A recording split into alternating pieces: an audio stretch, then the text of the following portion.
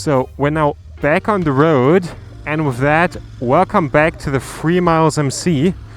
And me and Bodhi are going to make our way today to Mimizan-Plage. And on our way to Mimizan-Plage, we will make our way through the beautiful pine tree forests of Landaise. Actually, there are already a lot of pine trees over here, and it's one of my favorite smells in the world to have this smell of salt water mixing with the smell of pine trees. It's just amazing.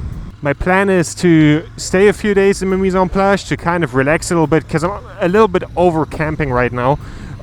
Because camping always takes so much time, like setting up the tent and then getting going the next day, and it's just really restrictive often, and I need to edit a video, and I'm happy in that time to explore the beaches around Mimizan-Plage with the surfboard, show you a little bit around the culture, and ride my motorcycle. Yesterday, surfing-wise, was just a bit much, I have to say. It was over my capabilities, and sometimes you have to recognize that and then skip that day. And I hope that it calms down a little bit, because right now there are waves that are around like 3 meters, and with the way that waves break here, that can be just brutal. So let's make our way and explore Landaise.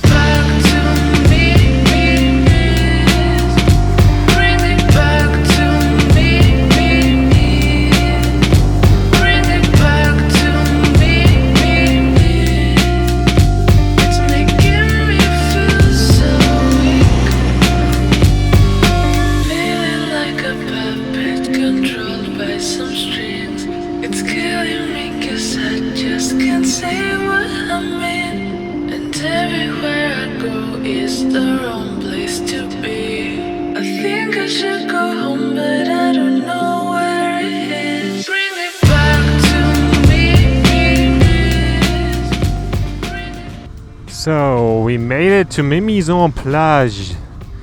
You can see it over there, over the canal. You can see there's a lot of like water in the air and mist laying over the buildings.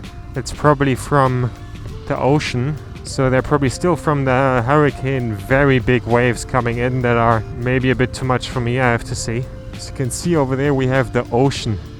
You see a lot of like moist in the air from the waves. Hopefully they look good. So let's now catch some food and then find our way to my little mobile home, which is kind of a trailer park, you have to imagine. Let's get a burger over there.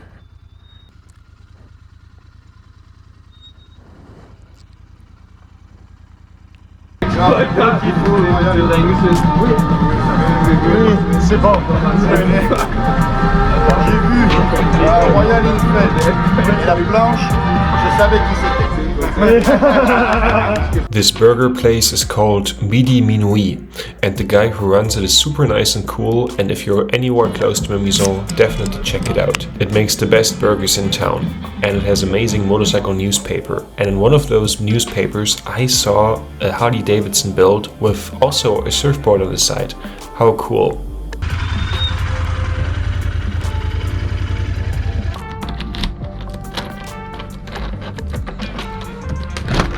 So this is the mobile home I will be staying in for the next few days. It has just been a little bit more expensive than the camping ground, like 20 bucks. And for that I get a proper environment where I can cook, have a fridge, have everything, and just kind of relax a little bit, which I kind of need after all the days on the road now.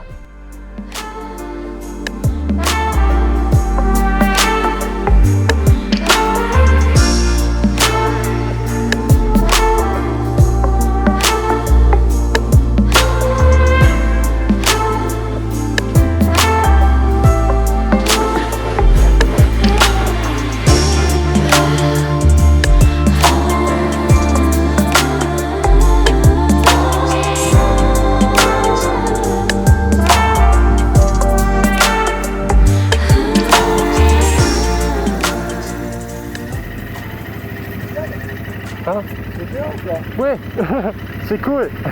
Avec la moto Royal Enfield. Oui. Magnifique. Oui, Enfield est génial. Ouais, bonne Et- idée ça, ouais. Ouais. Comment ça s'appelle? C'est c'est ici là, et à la moteur. Eh ouais, ok. 650? Oui, Oui. Ok. Bonne route. oui, à vous aussi.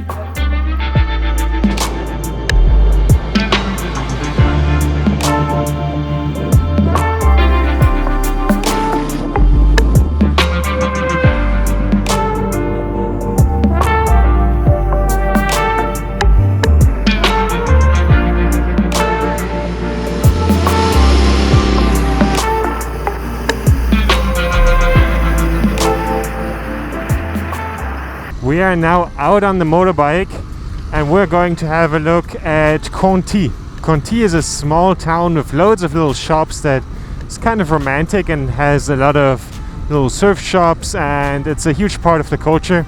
Also something that kind of got to my mind because it's such a huge topic, and the topic of surfing and also motorcycling is authenticity, and kind of what a huge load of bullshit it actually is, you know, because like many people ride, for example, Royal Enfields and vintage bikes for this authentic motorcycle experience.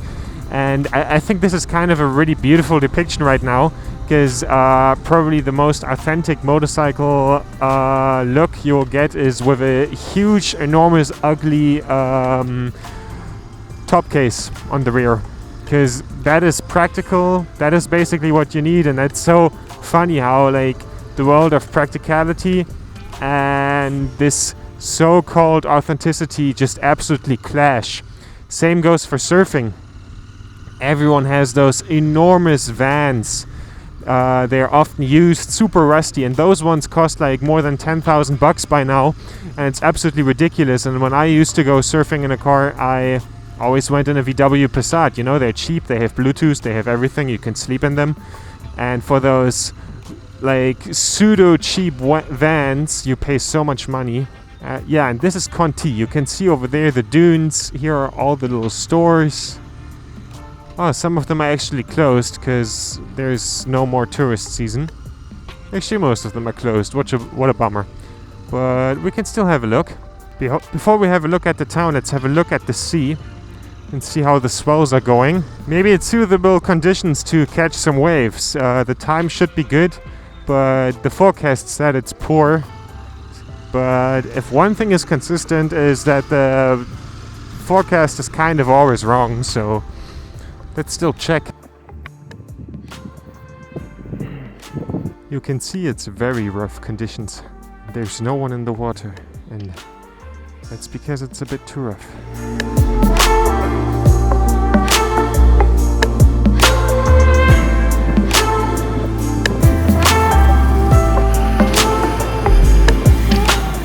Let's park the bike in front of this BMW with a questionable color that looks kind of, I don't know, it looks kind of good with that color, actually, surprisingly. Contis-Plage is filled with many surf shops that offer many surfboards from different manufacturers and also local shapers. Walking through this store, I kind of got the feeling that I need to shape my own board one day, probably a longboard or something. Sadly, most of the shops were closed, but I still walked through the city and managed to get myself some good food.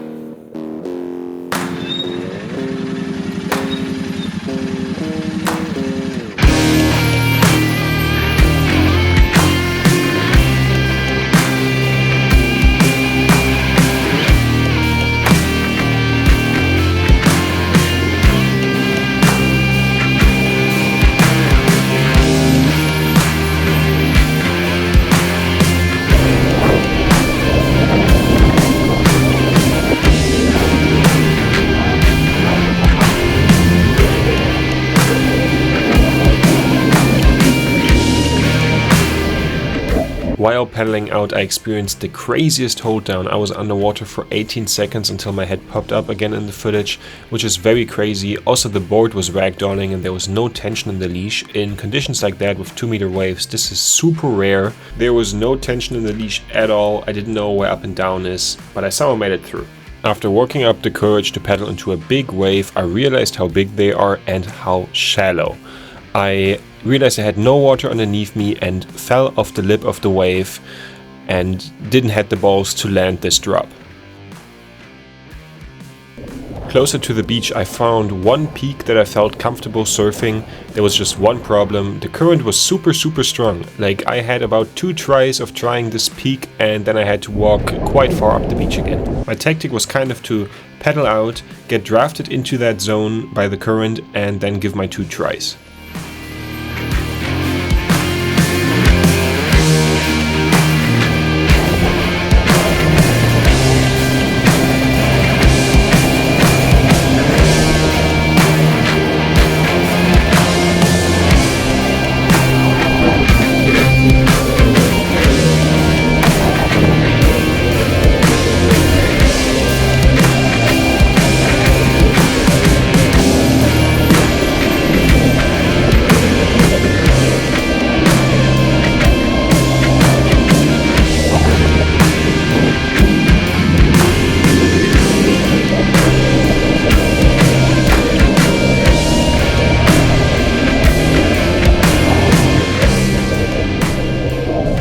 The conditions calmed down a bit and the peak that I had completely for myself still was the only peak, and all of a sudden it was super crowded.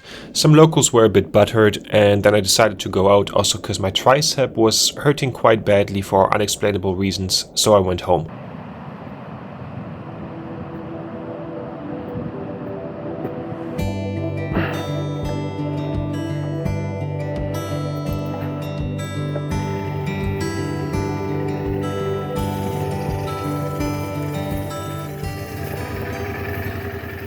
Today's set doesn't start all that well.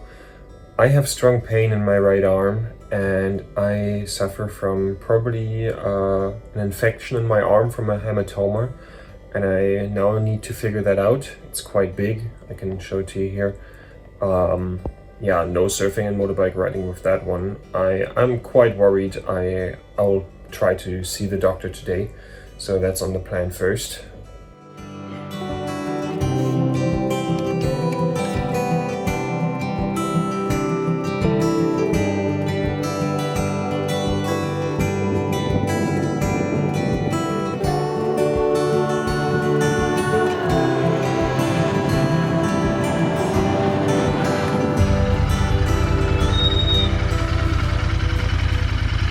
Bonjour, est-ce que c'est le centre médical ici?